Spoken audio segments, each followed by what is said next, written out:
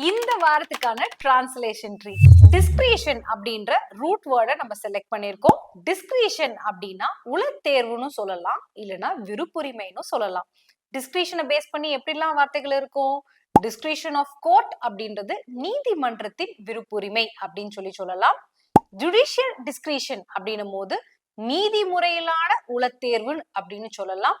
Discretionary relief அப்படின்னும் போது தன் விருப்பு கொண்ட தீர்வழி அப்படின்னு சொல்லலாம். டிஸ்கிரிஷனரி பவர்னா அப்ப என்ன சொல்வீங்க?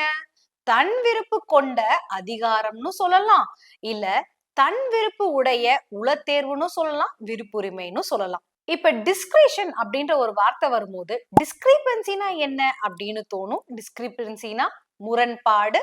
அப்ப டிஸ்கிரிமினேஷன் அப்படின்னும் போது வேற்றுமை காட்டல் அப்படின்றது நமக்கு தெரியணும்.